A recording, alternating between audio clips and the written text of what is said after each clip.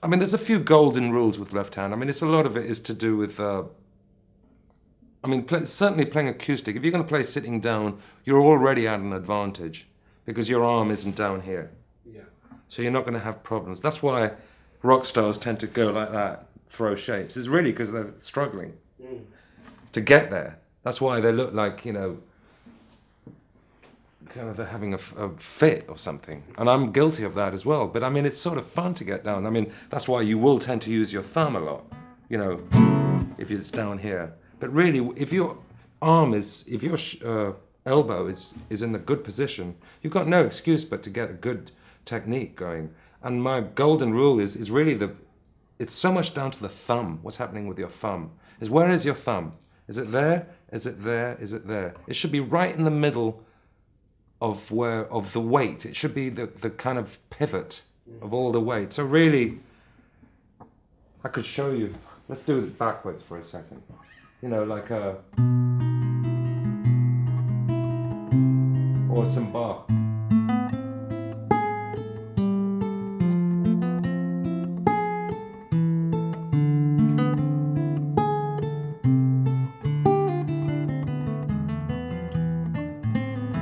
So it's always just finding the right spot so that everything's comfortable.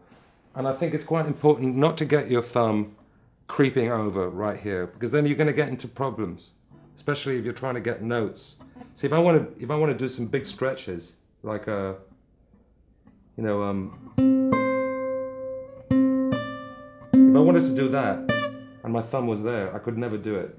No way. But if my thumb is here, I can do it easily. See what I'm saying? But I have a few kind of exercises that I used to play a lot, and I sometimes do actually with the left hand, which is one of my favorites is the chromatic scale in octaves, which is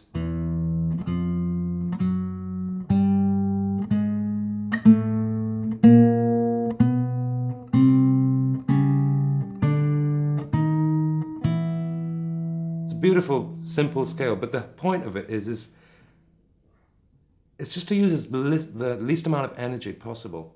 You don't have to go, I'm not going like that. I'm just trying to keep it, this finger's only going to stay on this fret. They're just going to stay on each other's frets. So it's like, keep it.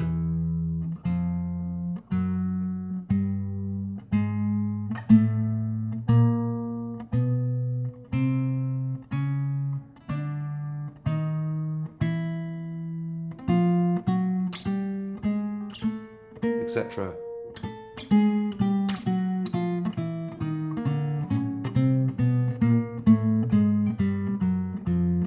You could try that in fifths if you like, which would be like.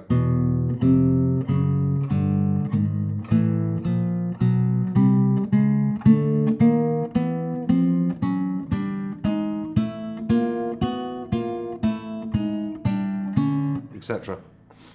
I like that exercise, but also there again, the music of Bach has all of this.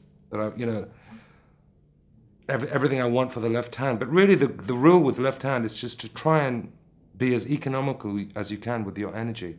So try and keep your fingers close to the fretboard. None of this kind of moving around stuff. I mean, you don't need to do that.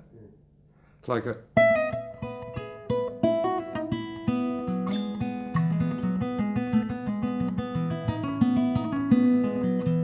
There's very little energy going on. I'm trying to minimize the amount of energy that's been put out.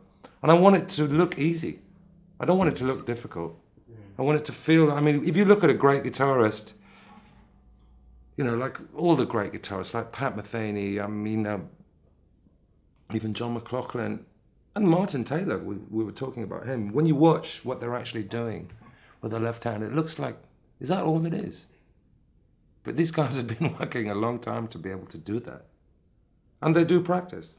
There's no way they don't practice. I know they do. I can tell by watching that hours goes into this. But you can practice for 5 or 6 hours a day and go nowhere if you're just trying to play fast scales or fast runs all the time.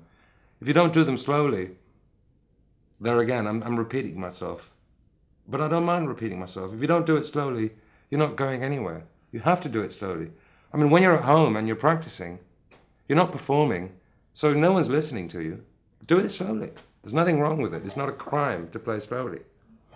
You know, it's a huge discipline, especially with a metronome. But I would recommend, also with left-hand technique and right-hand technique, is getting some simple grade 5 guitar pieces.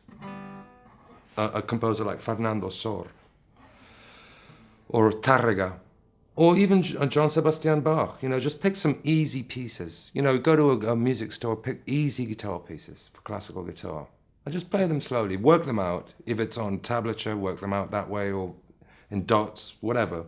But just work them out, and you'll think, oh, that's too easy. No, it's not. It's not too easy.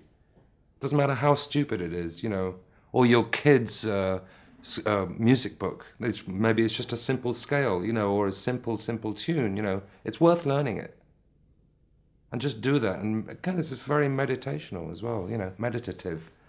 So, I mean, that's all I've got for the left hand. I mean, just a few golden rules. I mean, my number one is position of the thumb.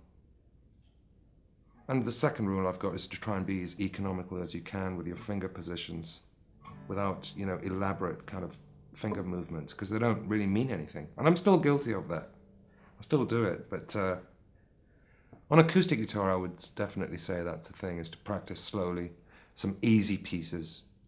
And then you'll find, and then just have a cup of tea and then play the tune the way you want to play it. You'll always play it better if you practice it slowly for a while.